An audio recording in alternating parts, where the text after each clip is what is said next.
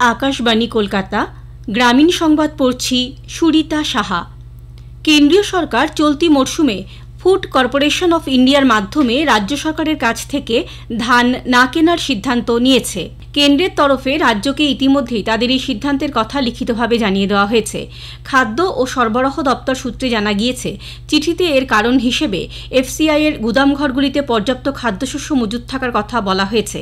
উল্লেখ্য, রাজ্য সরকার চলতি মরশুমে কৃষকদের কাছ থেকে সহায়ক মূল্যে কুইন্টাল প্রতি ২,৩০০ টাকা দরে এখনও পর্যন্ত ৫১,৩৪,৭৪১ মেট্রিক টন ধান সংগ্রহ করেছে। বছরের বিভিন্ন সময়ে নির্দেশ দেওয়া সত্ত্বেও রাজ্য সরকার চলতি অর্থ বছর শেষ হওয়ার ৪ দিন আগে পর্যন্ত গ্রামীণ এলাকার উন্নয়নে পঞ্চদশ অর্থ কমিশনের ১,১২১ কোটি ৭১ লক্ষ টাকা খরচ করতে পারেনি। জেলা পরিষদ, পঞ্চায়েত সমিতি ও গ্রাম পঞ্চায়েত স্তরে কেন এই অর্থ খরচ করা যায়নি, অর্থ দপ্তরের তরফে বিভিন্ন জেলার পঞ্চায়েত আধিকারিকদের কাছে তা জানতে চাওয়া হয়েছে।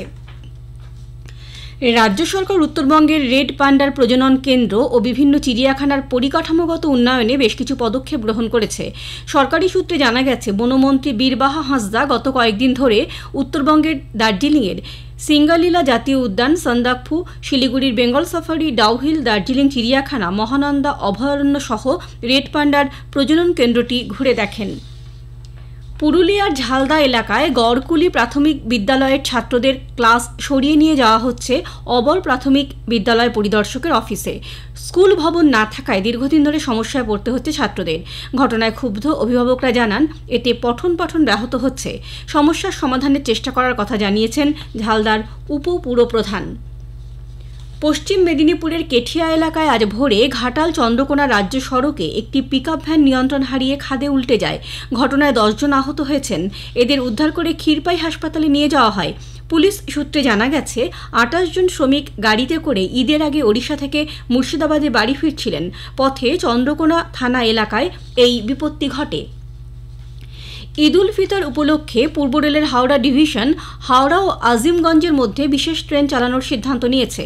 সেই অনুসারে হাওড়া আজিমগঞ্জ অসংরক্ষিত স্পেশাল ট্রেন হাওড়া থেকে আজ ও আগামীকাল দুপুর ১২টা ২৫ ছাড়ার কথা। বিকেল ৫টায় তা আজিমগঞ্জ পৌঁছবে।